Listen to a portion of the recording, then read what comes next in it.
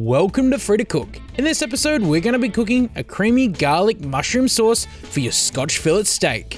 This creamy pan sauce is super tasty, but really easy to make. This will impress any guests. The garlic and mushroom combo makes this a great sauce that doesn't overwhelm the taste of the steak. To start, dice 1 shallot. Then dice 2 cloves of garlic.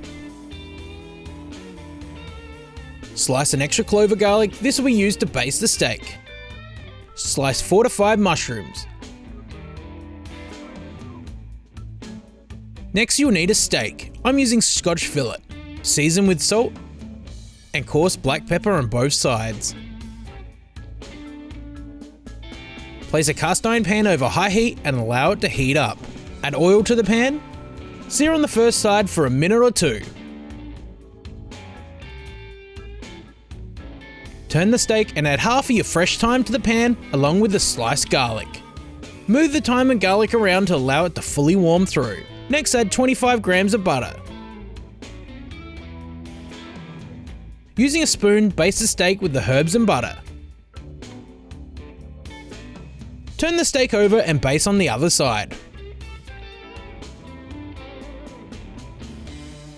Remove the steak from the pan and allow it to rest by tenting it with foil. Deglaze the pan with some white wine. Turn down the heat of your pan just a little. Add the rest of the diced garlic and the shallots. Quickly cook off the shallots and garlic.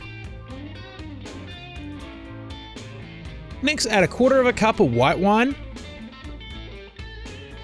and 50 grams of butter. Mix through and then add your mushrooms. Season with salt and pepper. Then add 1 teaspoon of Worcestershire sauce. For a little bit of extra kick in this sauce, add half a teaspoon of Dijon Mustard. Finally, add a half a cup of thickened cream. Mix through and cook for 3 to 4 minutes until thickened.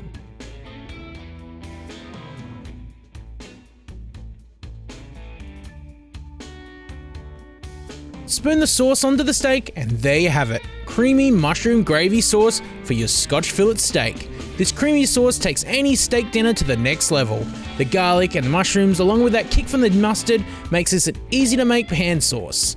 If you like this recipe, don't forget to share it, subscribe to the channel, like us on Facebook, follow us on Instagram, and if you have any recipe suggestions, leave them in the comments.